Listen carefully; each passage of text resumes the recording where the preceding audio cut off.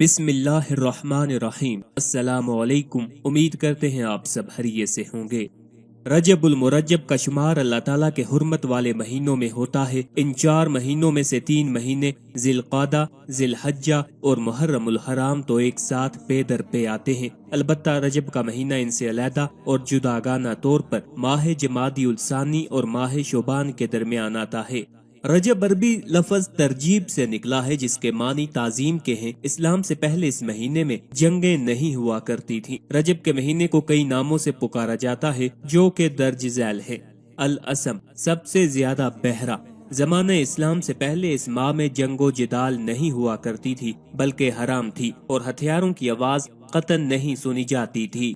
الاسب، سب سے تیز بہاؤ۔ اس ماہ میں توبہ بڑی جلد قبول ہوتی ہے۔ اس میں اللہ تعالیٰ اپنے بندوں پر رحمت اور بخشش کے خصوصی انعام فرماتا ہے۔ اسی طرح گناہوں کی سزا بھی زیادہ ہوتی ہے۔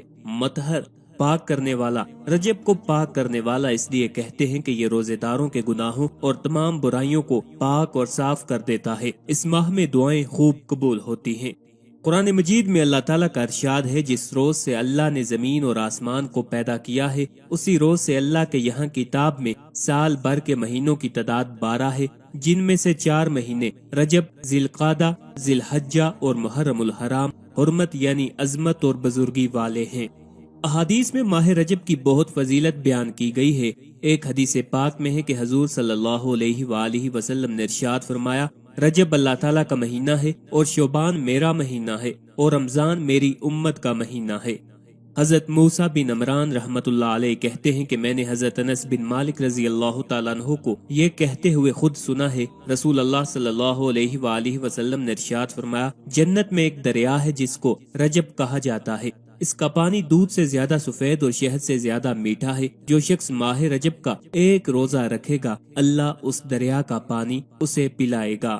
حضرت انس بن مالک رضی اللہ تعالیٰ عنہ بیان کرتے ہیں، جنت میں ایک محل ہے جس میں ماہ رجب کے روزہ داروں کے علاوہ اور کوئی نہیں جائے گا۔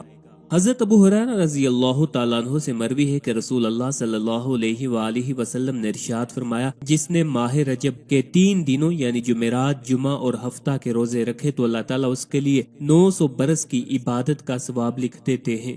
بعض علماء کا قول ہے کہ رجب کا مہینہ دوری یعنی ظلم کو ترک کرنے کے لیے ہے اور شعبان کا مہینہ عمل اور رفع عہد کے لیے ہے اور رمضان کا مہینہ صدق اور وفا کے حصول کے لیے ہے۔ رجب توبہ کا، شعبان محبت کا اور رمضان قرب الہی کا مہینہ ہے۔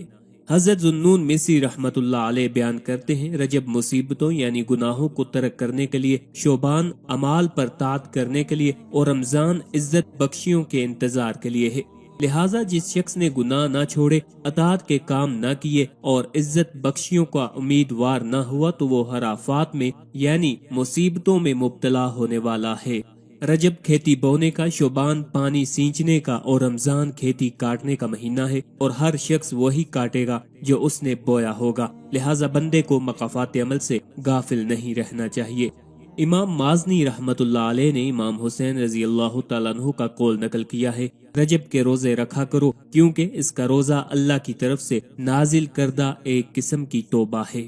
حدیث میں آتا ہے کہ اگر کوئی شخص ماہ رجب میں روزانہ روزے رکھے اور اس کے ساتھ ساتھ اپنی روزی کے ہم وزن صدقہ اور خیرات بھی کرتا رہے تو اس کے کیا ہی کہنے ہیں۔ یہ لفظ حضور اقدس صلی اللہ علیہ وآلہ وسلم نے 3 مرتبہ ارشاد فرمایا، اس شخص کو جو ثواب دیا جائے گا اگر ساری مخلوق بھی اس کے ثواب کا اندازہ لگانا چاہے تو اس کے عشر عشیر یعنی 10ویں حصے کا بھی اندازہ نہیں لگا سکتی۔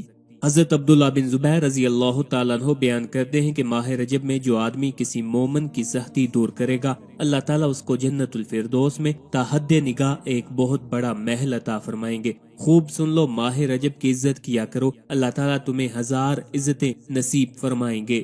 آج کے اس ویڈیو میں انشاءاللہ العزیز آپ کو 27 رجب کی رات یعنی شب معراج کے لیے خاص وظیفہ بتائیں گے۔ یہ وظیفہ بہت ہی طاقتور ہے، کوئی بھی آپ کو مشکل درپیش ہو انشاءاللہ العزیز وہ حل ہو جائے گی۔ خاص طور پر یہ وظیفہ پسند کی شادی کے لیے بہت ہی کارآمد اور مجرب ہے۔ اس کے علاوہ اگر آپ مالدار بننا چاہتے ہیں تو اس وظیفہ کو کر سکتے ہیں، اگر آپ نوکری کی تلاش میں ہیں تو اس وظیفہ کو کر سکتے ہیں، اگر آپ کسی ایسے مشکل میں پھنسے ہوئے ہیں جس سے نکلنے کے کوئی اسباب آپ کو نظر نہیں آ رہے تو آپ اس وظیفہ کو کر سکتے ہیں۔ بے شک آپ پر پہاڑ جتنا قرض ہے تو بھی آپ اس عمل کو کر سکتے ہیں۔ الغرض کسی بھی جائز اور نیک حاجت اور خواہش کے لیے آپ اس عمل کو کر سکتے ہیں۔ اس عمل کو کرنے کی اجازت عام ہے۔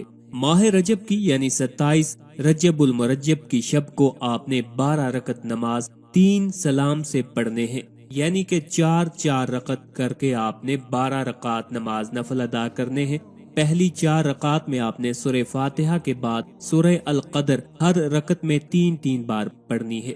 انا انزلناہ فی لیلۃ القدر، سورہ قدر کو آپ نے ہر رکعت میں 3 بار سورہ فاتحہ کے بعد پڑھنا ہے پہلی 4 رکعت میں، اور پھر آپ نے 4 رکعت پڑھنے کے بعد سلام پھیرنا ہے اور آپ نے 70 مرتبہ بیٹھ کر یہ پڑھنا ہے، لا الہ الا اللہ الملک الحق المبین، لا الہ الا اللہ الملک الحق المبین، لا الہ الا اللہ الملک الحق المبین۔ آپ نے 70 مرتبہ یہ پڑھنا ہے۔ جب آپ یہ پڑھ لیں تو پھر آپ نے 4 رکعت ایک ساتھ ادا کرنی ہے، اور سورہ فاتحہ کے بعد آپ نے سورہ نصر 3 مرتبہ ہر رکعت میں پڑھنی ہے۔ اذا جاء نصر اللہ والفتح، اس سورت کو آپ نے 3 بار سورہ فاتحہ کے بعد 4 رکعت میں پڑھنا ہے۔ سلام پھیرنے کے بعد آپ نے بیٹھ جانا ہے اور 70 مرتبہ آپ نے یہ دعا پڑھنی ہے، انک قوی معین واحدی دلیل بحقی ایاک نعبد و ایاک نستعین، انک قوی معین واحدی دلیل بحقی ایاک نعبد و ایاک نستعین، انک قوی معین واحدی دلیل بحقی ایاک نعبد و ایاک نستعین۔ آپ نے 70 بار یہ پڑھنا ہے، اور پھر آپ نے جب یہ پڑھ لینا ہے تو تیسری بار 4 رکعت آپ نے نماز ادا کرنی ہے، اور سورہ فاتحہ کے بعد سورہ اخلاص کو 3 بار آپ نے پڑھنا ہے، قل هو اللہ احد پڑھنی ہے۔ سلام کے بعد بیٹھ کر 70 مرتبہ سورہ علم نشرح لک پڑھنی ہے آپ نے، اور اس عمل کو یعنی کہ آپ 12 رکعت جب پڑھ لیں گے اور ان کے درمیان کی جو آپ کو دعائیں بتائی ہیں وہ آپ پڑھ لیں گے، تو پھر آپ کا جو بھی مسئلہ ہوگا آپ نے بارگاہ خداوندی میں اس کو پیش کرنا ہے۔ جو بھی آپ کی حاجت ہوگی وہ اللہ تعالیٰ کی بارگاہ میں آپ نے بیان کرنی ہے۔ انشاءاللہ العزیز جو بھی آپ کا مسئلہ ہوگا وہ بارگاہ خداوندی سے حل ہو جائے گا۔